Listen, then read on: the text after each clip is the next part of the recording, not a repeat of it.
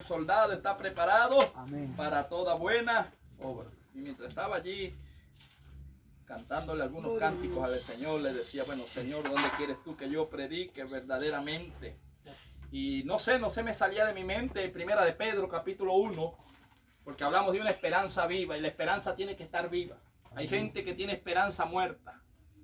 Hay gente que dice que espera, pero cuando ve que la prueba se alarga o el tiempo se alarga, dan las cosas por perdidas. Esa es una esperanza muerta. La esperanza viva es someter nuestra carne, sabiendo que lo que ven nuestros ojos naturales es contrario a lo que Dios nos ha prometido. Y es allí donde nosotros vencemos, porque nosotros obligamos a la circunstancia que está aconteciendo en el momento a cambiar por la palabra. Estamos ubicados, Primera de Pedro, capítulo 1, verso 3 en adelante, una esperanza viva.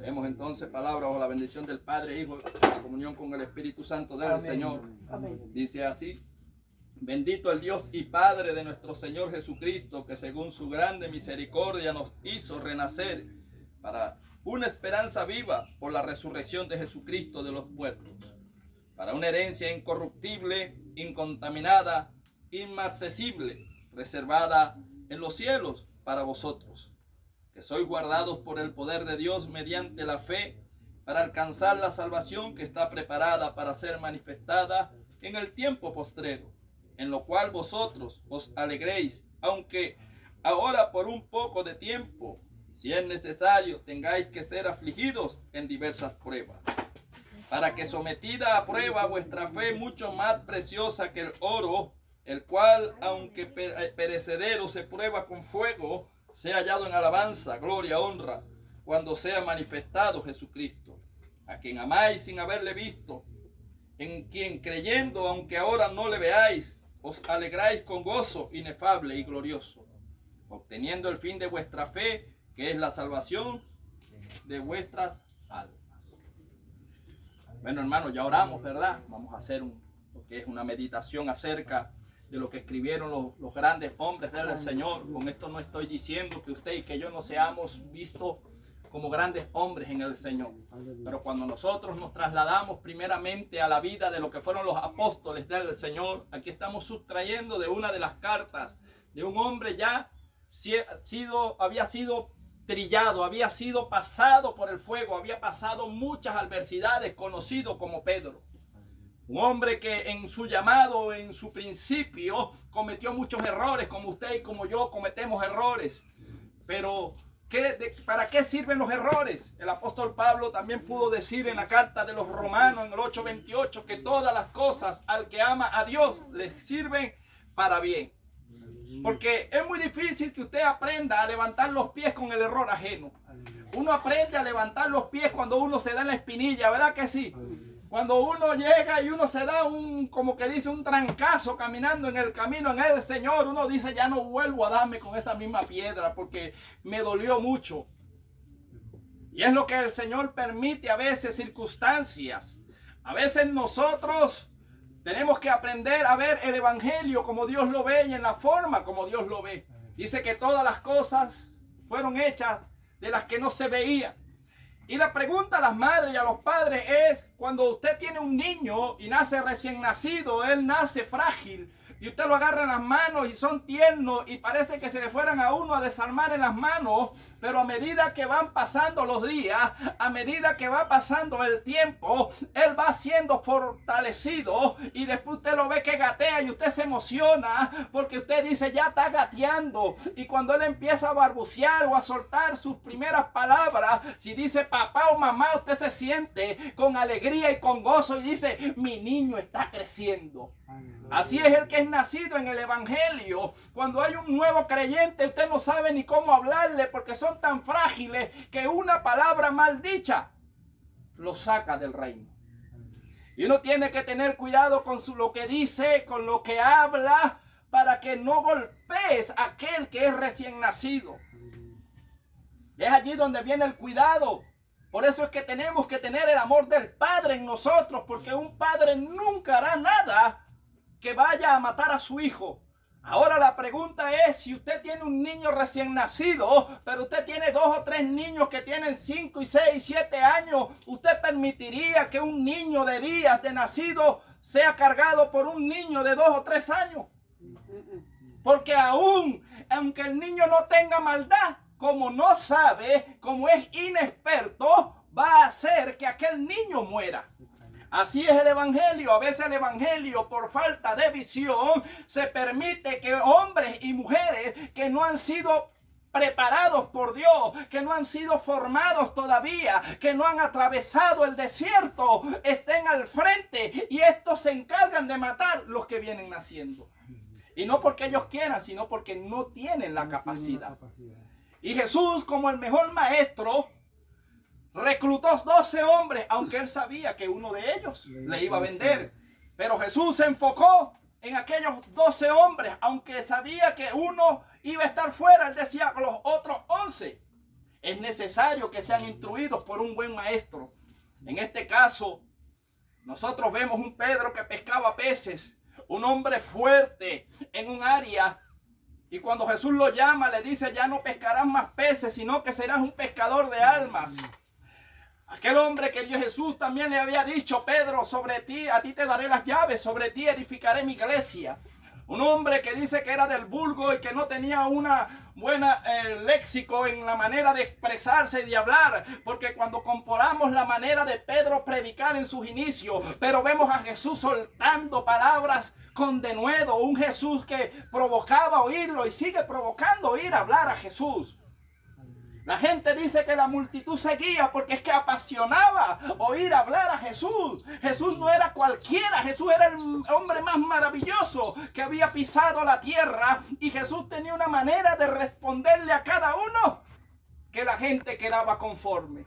A una mujer adúltera, Jesús le dijo, 5 maridos has tenido y el que ahora tienes tampoco es tuyo. Aquella mujer, en vez de sentirse ofendida, salió corriendo y dijo, ay, profeta, me ha descubierto mi vida y no me conoce.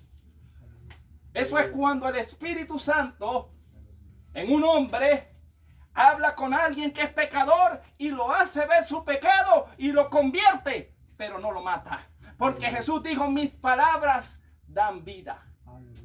Pero también hay palabras que dan muerte.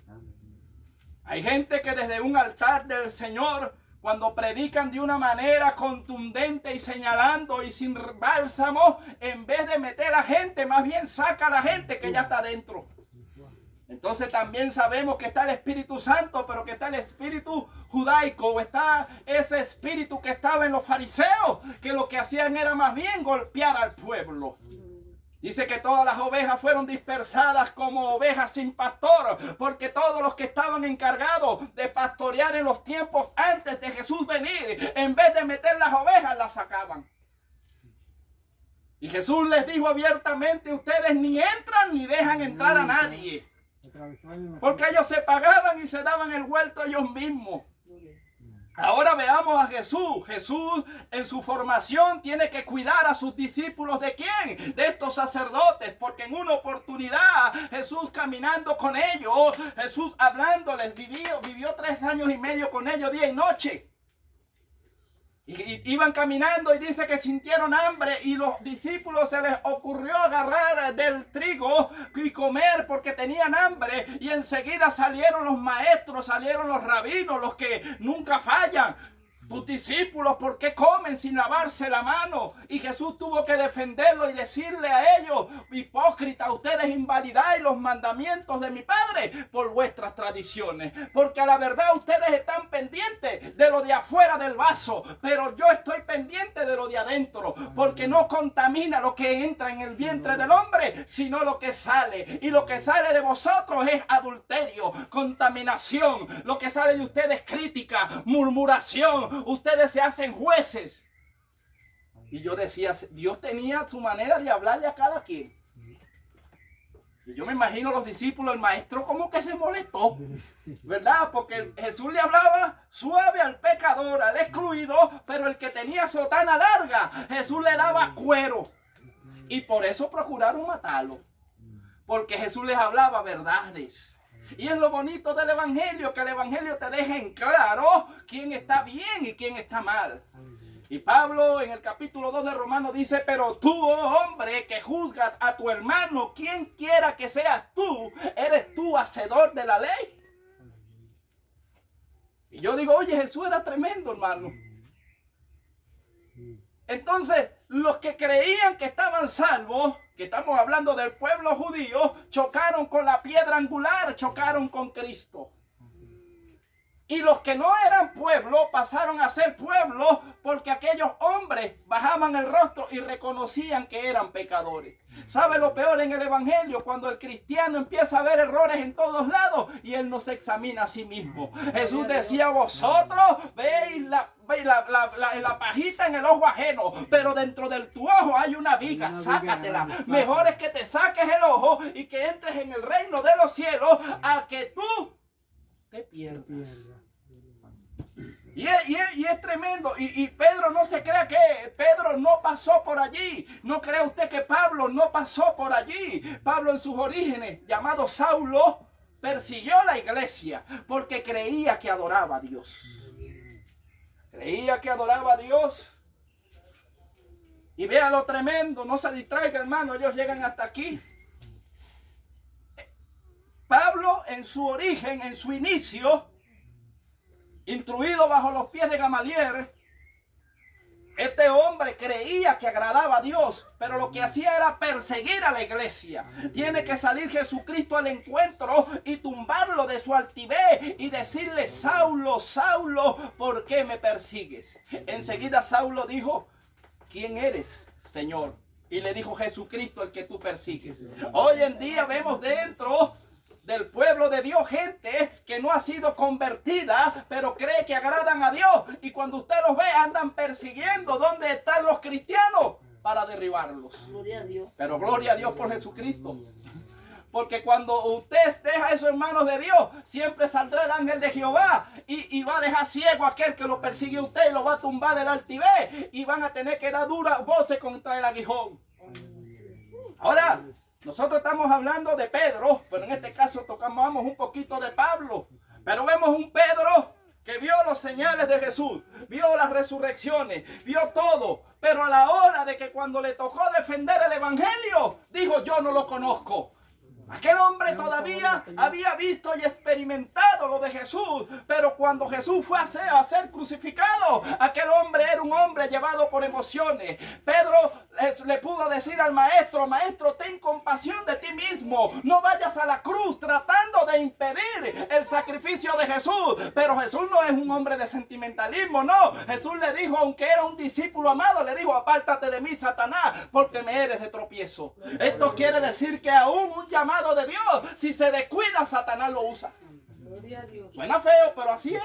Si usted se descuida, lo usa Satanás un ratico y después se le burla en la cara. Te descuidaste y te usé. Gloria a Dios. ¿O no es así? Hay que velar. Yo me imagino a Pedro cuando vio a Jesús así cara a cara. Imagínese la cara de Pedro. Bueno, y este no es el maestro que es mi amigo. ¿Por qué me dice Satanás? Oye, ¿cómo se siente usted si usted se encalora un ratico y viene un hermano y le dice al Señor te reprenda? Oye, yo creo que usted le baja y le sube. Dice, bueno, hermano, ¿y por qué me reprende? Bueno, porque tu actitud es del diablo, varón. Esa no es una actitud de un cristiano. Gloria a Dios. Pero suena duro, ¿no? Y la gente dice, no predique duro, hermano, porque se va de la iglesia. Si aquí estuviera Juan el Bautista, Pablo, no hubiera nadie. Gloria a Dios. No hubiera ni uno. Y esa era las palabras eran duras ya. ¿Dura? Duras. Dígame cuando decían el tal se ha entregado a Satanás. Oye, y eso eran los apóstoles, eso eran los apóstoles, hermano. Eso no era cualquier cosa, ¿sabe? Porque habían aprendido que el evangelio es recto, que es angosto y es estrecho. Y esto no es de quitarle hoja a la Biblia. Esto no es de que a mí no me gusta esto y a mí no me gusta aquello. Usted le tiene que gustar todo. Porque Dios no se va a poner de acuerdo con usted. Usted tiene que ponerse de acuerdo con Dios. Porque Dios no va a modificar la Biblia. Eso usted y yo tenemos que tenerlo claro. Y Jesús dijo, cielo y tierra pasará, pero mi palabra no pasará. No es que es un evangelio, no es que no digamos esta Biblia, esta hoja no la prediquemos porque se van. El que se fue nunca fue de Dios. Pero el que es de Dios, Jesús dijo, mis ovejas oyen mi voz y me siguen. Y yo las Gloria a Dios. conozco. Yo conozco mis ovejas, dice el Señor. Pero vea lo tremendo. Estamos hablando de que un Pedro le había dicho a Jesús en emoción, hasta la muerte estoy dispuesto a ir contigo. Y Jesús le dijo, Pedro, antes que el gallo cante, ya tú me habrás negado 3 veces. Gloria a Dios. Porque este evangelio no es en emoción. Este evangelio no es de que usted promete y no cumpla. Yo nada más no me quisiera estar en los zapatos de Pedro cuando aquel gallo le cantó en la oreja. Y cuando vio la mirada de Jesús, que lo vio como diciéndole, te lo dije. ¿Por qué usted cree que Santiago también dice, vuestro adversario, el diablo, anda como león rugiente buscando a quien devorar? ¿Usted cree que porque estos eran apóstoles del Señor, el diablo no les hablaba, no les pescaba así en el oído y les hablaba? Los voy a destruir.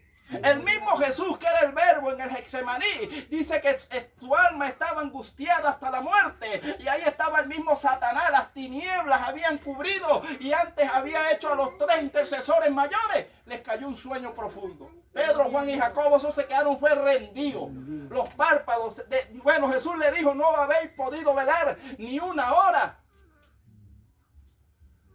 Pero ahora la pregunta es, si Jesús era el Hijo de Dios y tenía poder para reprender, ¿por qué en el momento de la angustia, cuando el Satanás vino a burlarse de él en la cara, tuvo que venir un ángel para fortalecerlo? Gloria a Dios.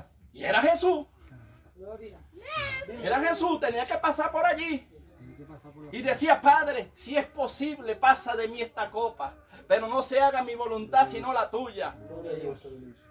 ¿Usted cree que ahí el Padre no le estaba revelando? Te van a abrir costado, te van a caer, te van a escupir, te va a pasar por ahí. Y el Padre, lo que tengo es ganas de salir corriendo. No quiero pasar por ahí. Tuvo que decir, pero no se haga lo que yo quiero. Quiere decir que Jesús humanamente tenía un problema en su mente allí. Y la carne estaba tratando de dominarlo. A lo mejor el diablo le dijo, tú no mereces, chico. Mira esa humanidad toda, como te desprecia. ¿Para qué vas a dar tu vida? No hagas ese sacrificio, déjalos que todos se pierdan. Pero Jesús no accedió. Jesús dijo que iba a la cruz y fue a la cruz. ¿Está dispuesto usted a ir a la cruz? Porque una de las cosas que Jesús dijo es, tome su cruz y sígame. Todos vamos con ellos. Si usted suelta la cruz, perdió. Y la cruz son sus emociones. La cruz es el pobrecito, el que yo no quiero, el que yo no puedo. Esa es la cruz, la que se revela contra todo lo que es de Dios. Que juntamente con Cristo estoy crucificado. Y cuando hablamos de carne, los deseos de la carne son contrarios a los de Dios. Entonces, cuando usted tenga un deseo de la carne, pégalo en la cruz.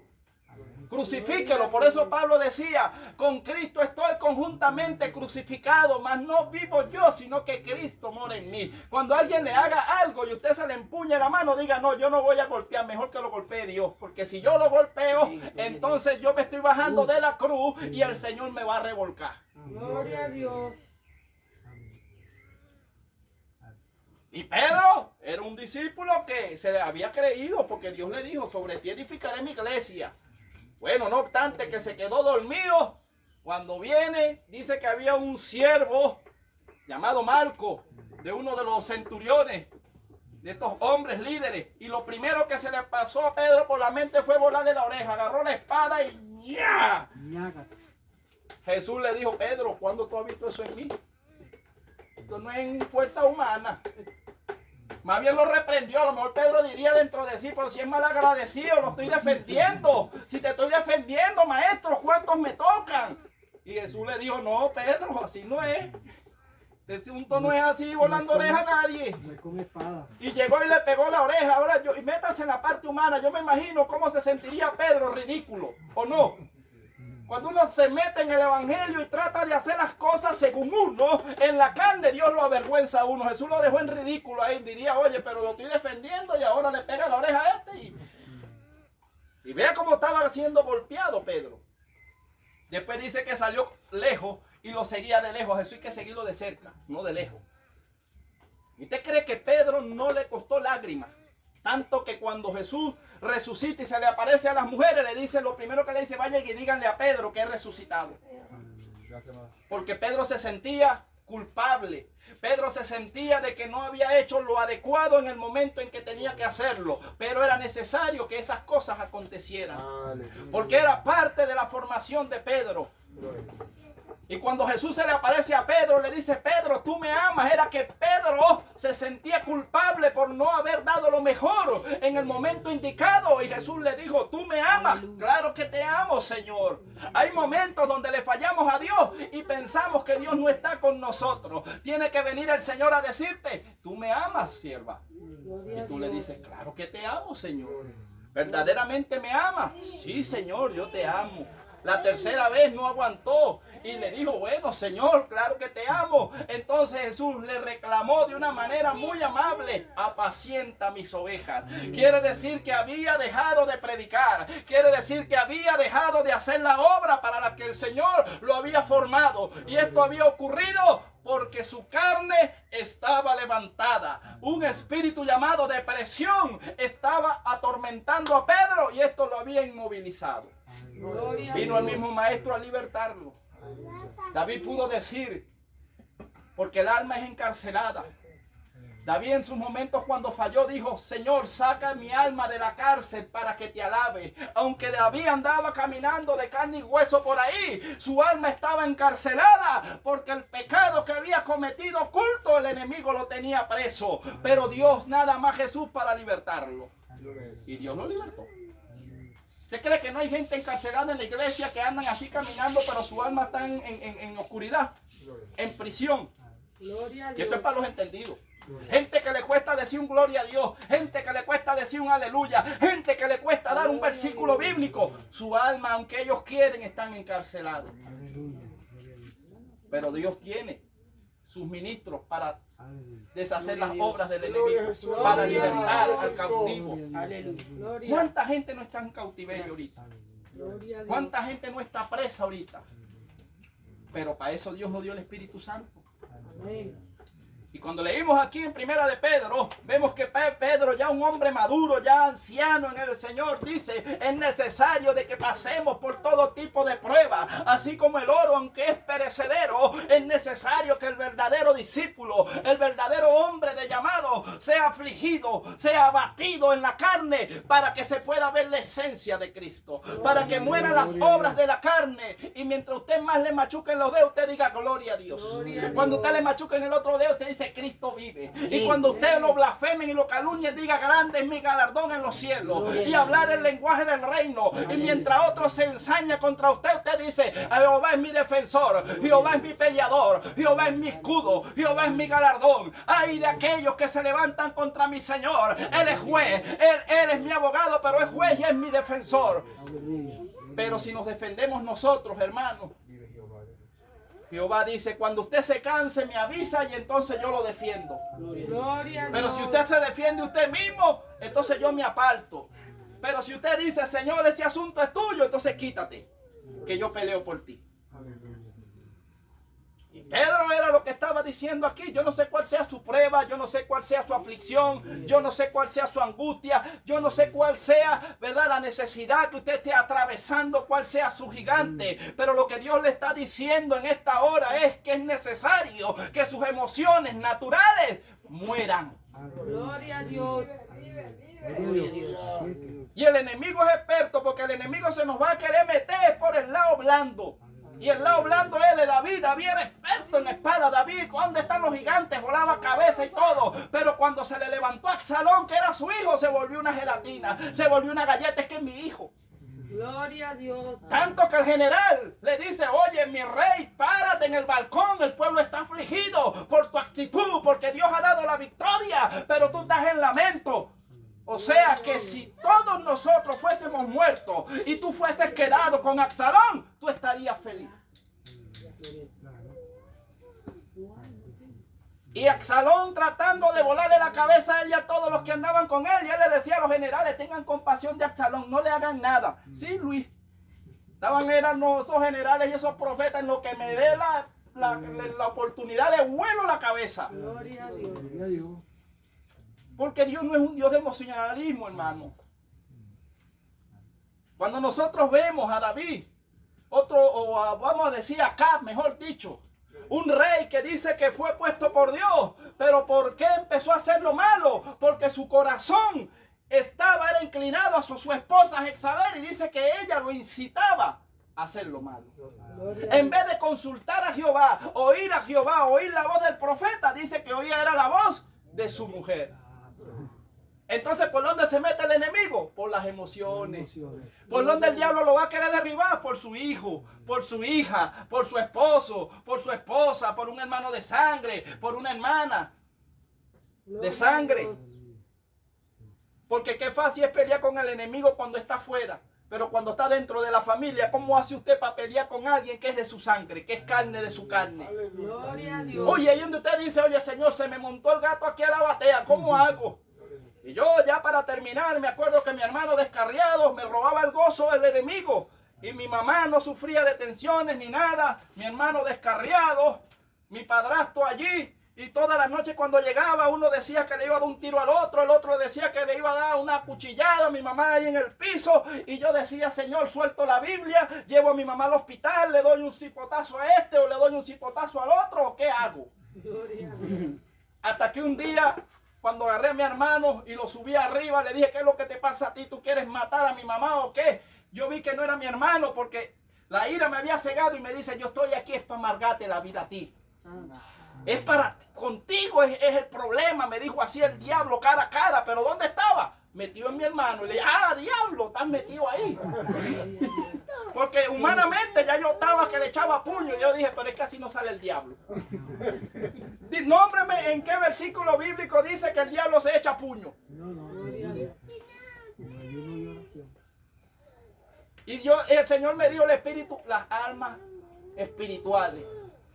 Y yo le dije, me voy por una vigilia. El Señor me dio allá la estrategia, lo hice y vencimos. Hoy mi hermano es un predicador de la palabra, es el que viene por ahí. Un día de esto dará testimonio. Pero no fue fácil. Pero yo afuera era terrible, hermano. Cuando venía gente endemoniada, afuera quedaban libres los enfermos y yo alegre, gozoso. Pero cuando el diablo se me levantó dentro de la casa, no hallaba qué hacer. Porque se me levantó con un hermano de sangre. Entonces a lo mejor su lucha es con su familia internamente. Usted dice, si fuera de la calle no importa. Pero el problema es que el diablo está levantado con los míos. ¿Cómo hago, Señor? Bueno, el Señor le recuerda. Él no nos ha dado armas terrenales, sino poderosas. Para derribar fortalezas. Ayuno, oración y palabra. Gloria a Dios. Con eso no hay cosa que se levante. Y el Señor nos dio una gran victoria hoy. Me la reservo, pero nos dio una gran victoria. Una victoria grande, grande. Y estábamos ayunando por eso. Y se pudo reconocer lo que se movía. Y gloria a Dios por eso. Y ya se empezó a trabajar en base a eso. Y ahora el enemigo no sé cómo anda por ahí. Anda así como quien dice, me descubrieron. Y ya los profetas tienen la espada. Y en lo que se mueva lo atravesamos. Gloria a Dios. No sé si vamos a hacer pincho espiritual. Yo sé que el profeta Juan el Bautista se comía la langosta. Lo bueno del profeta es que la plaga no lo mata. El profeta tiene la habilidad de Dios de comerse el proceso, de comerse la plaga en el proceso. La langosta era un depredador que acababa con toda la siembra y se comía todo. Y Juan el Bautista era lo que comía, langosta y miel. Entonces, cuando otros están en problemas y están preocupados por el problema, el profeta dice, yo me como el problema. Y se tragaba la langosta, hermano. Ahora te ve, el verdadero hombre de Dios no corre, hermano.